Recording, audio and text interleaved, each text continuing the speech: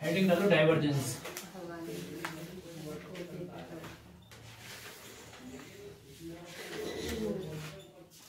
Divergence क्या होगा मेरे पास में किसी वेक्टर का?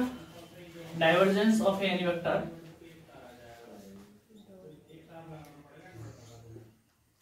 डॉट जो होता है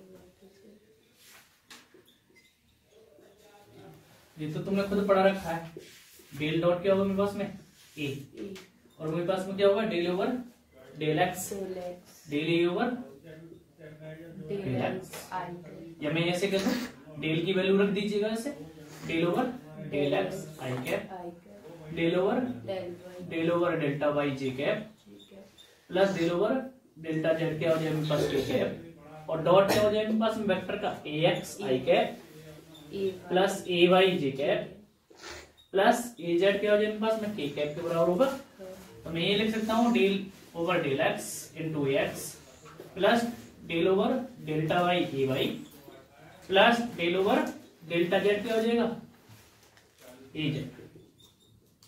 ये हो गया मेरे पास में डाइवर्जेंस। अब मेरी मतलब ये है फिजिकल मीनिंग क्या है इसका, ये बताओ फिजिकल मीनिंग क्या है डाइवर्जेंस का? डाइवर्जेंस का तो आपने फॉर्मूला लिख दिया, ये होता है, सबको पता है। फिजिकल मीन्स क्या है इसका?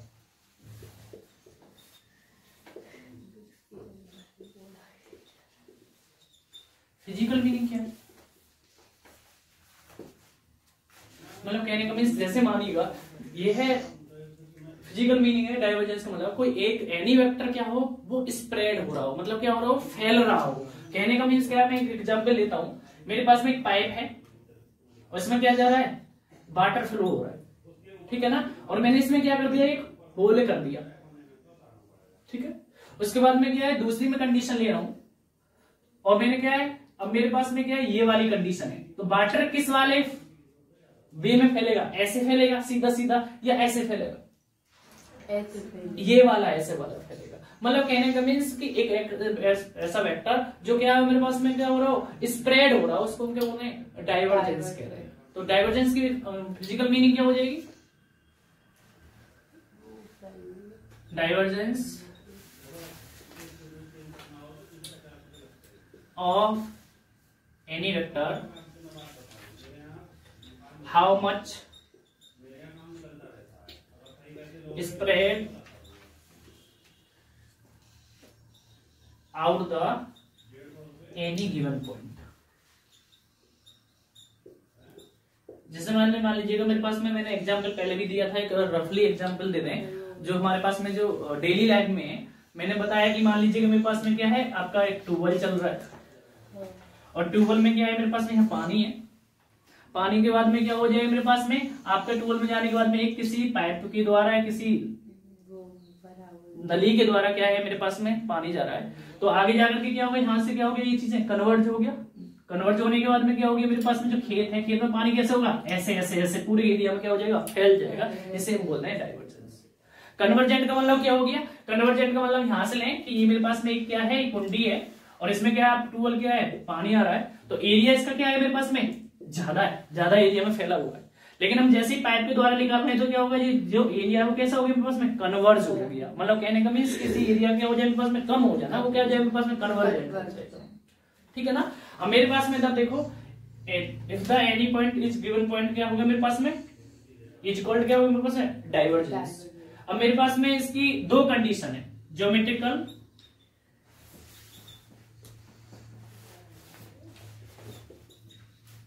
इंटरप्रिटेशन। ज्योमेट्रिकल इंटरप्रिटेशन क्या मतलब? आपने पढ़ा हो इलेक्ट्रिक फील्ड, कूलम्स लॉ में पढ़ के आए ना। एक मैंने क्या लिया? पॉजिटिव चार्ज ले लिया। पॉजिटिव चार्ज के कारण क्या होगा मेरे पास में? इलेक्ट्रोस्टैटिक लाइंस कैसे होंगी? आउटवर्ड। कैसे होंगी मेरे पास में? आउटवर्ड की ऐसे होंगी ना। जब मेरे पास में इस टाइप का होगा तो डाइवर्जेंस कैसा होगा? पॉजिटिव। कैसा होगा मेरे पास में? डाइवर्जेंस कैसा होगा मेरे पास में? पॉजिटिव। यदि मेरे पास में नेगेटिव ले लें चार्ज तो मेरे पास में क्या होगा? इस केस में जो डाइवर्जेंस होगा वो कैसा होगा मेरे पास में? नेगेटिव, ठीक है। अब मेरे पास में एक और बात है, divergence of any magnetic field vector क्या होगा मेरे पास में? जीरो होता है। क्यों होता है जीरो?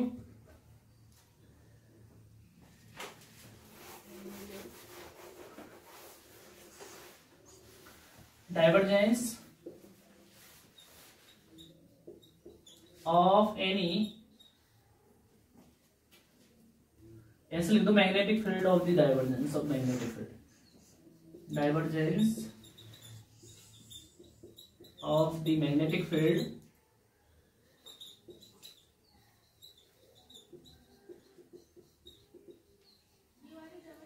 Is zero. ये तो पढ़ा है ना आपने, del dot P is equal to zero. क्यों होगा जीरो? क्यों होगा जीरो?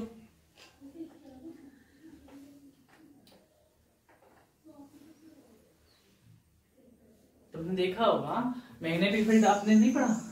एक मान लीजिए मेरे पास नॉर्थ पोल है, ये मेरे पास मान लें ना, तो मैं क्या लिख सकता हूं, magnetic field lines, magnetic field line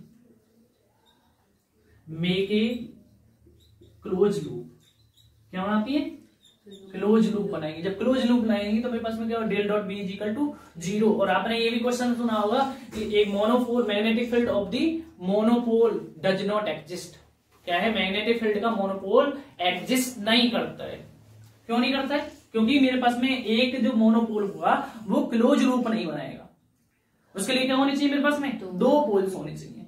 आपसे क्वेश्चन क्या दिया जाए इंटरव्यूज में, ये आपके लेवल का यहां से नहीं, आपसे क्वेश्चन कर दिया जाए, मानो सपोज दैट एक मोनोपोल एग्जिस्ट कर रहा है।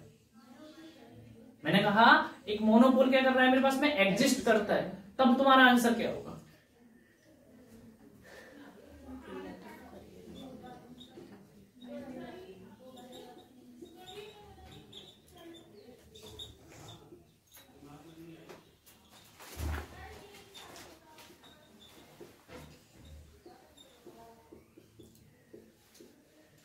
तब पता क्या होगा, तब मेरे पास में मैग्नेटिक फील्ड क्या होगा, अब जो आप कह रहे हैं ना del dot B is equal to zero, तब del dot B is equal to zero नहीं होगा। यदि मेरे पास में मैं ऐसे मानूं किसी एक मैग्नेटिक फील्ड्स में मेरे पास में क्या एन पोल्स हैं, कितने मेरे पास में एन पोल्स हैं, तो मेरे पास में जो मैग्नेटिक फील्ड होगा वो जीरो ना होकर क्या होगा मेरे पास में, नेगेटिव होगा। कितना होगा मेरे पास में, नेगेटिव। यदि मेरे पास में मैग्नेटिक फील्ड में क्या है, मेरे पास में एस पोल एग्जिस्ट कर रहे हैं, मतलब कहने का मींस एस पोल मेरे पास में क्या है, एग्जिस्ट कर रहे हैं, तो मेरे पास में जो डाइवर्जेंस होगा वो कितना होगा मेरे पास में, पॉजिटिव होगा, मतलब जीरो नहीं होगा। आप आंसर देंगे, आपने ये कह दिया कि क्या बोलते हैं, इंटरव्यू में कहा कि मोनोपोल क्या है, मैग्नेटिक फील्ड एग्जिस्ट करता है या नहीं करता, आपने कहा कि नहीं करता है। क्यों नहीं करता है? तो कहने का मतलब क्या हो गया कि वो क्या नहीं रखता है, क्लोज रूप नहीं रखता है मोनोपोल। दूसरा है कि यदि एग्जिस्ट करेगा तो क्या होगा, डाइवर्जेंस फिर जीरो नहीं होगा। उसने कहा कि सपोज मान लो एग्जिस्ट करता है, तब जीरो होगा या नहीं होगा, तो आप कहेंगे जीरो नहीं होगा। यदि क्या है फील्ड्स में मेरे पास में एन पोल एग्जिस्ट कर रहे हैं तो मेरे पास में क्या होगा, डाइवर्जेंस नेगेटिव होगा, और ये क्या होगा मेरे पास में, पॉजिटिव होगा। ये हायर एजुकेशन का एक वो है आपका आंसर। अब मेरे पास में एक और है, आइडेंटिटी पढ़ी है आपने, क्या पढ़ी है, identity, general identity. General identity शायद आपसे पेपर में पूछा गया है। मान लीजिए मेरे पास में क्या है, डाइवर्जेंस ऑफ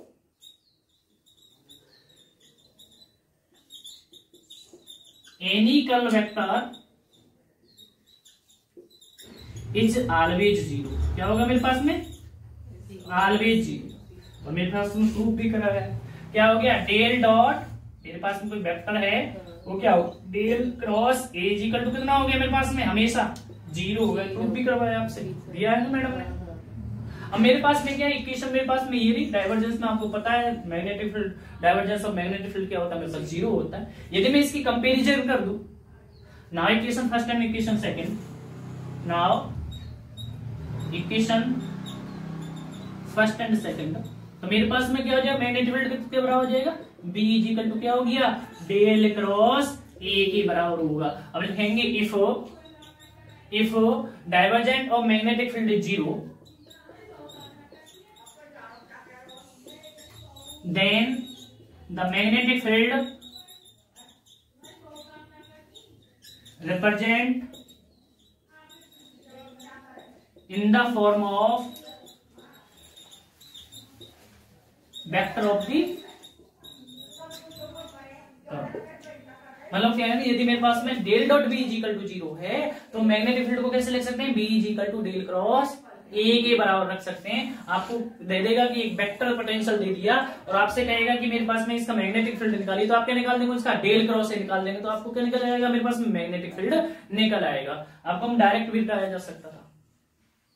नोट करो इसे, डाइवर्जेंस। तब आपको पता लग गया कि इसका फिजिकल मीनिंग्स क्या होता है, आपको पता लगा ज्योमेट्रिकल इंटरप्रिटेशन क्या होता है, मोनोपोल एग्जिस्ट क्यों नहीं करता है, दूसरा है कि यदि एग्जिस्ट करेगा तो उसके पे क्या होगा, डाइवर्जेंस 0 होगा या नहीं 0 होगा, उसकी आइडेंटिटी कंडीशन क्या होगी, तब आपके मैग्नेटिक फील्ड कितना होगा।